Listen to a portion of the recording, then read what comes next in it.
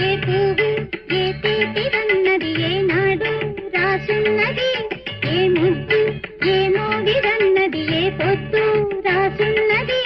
బంధాలై పెనవేయు వయసుకు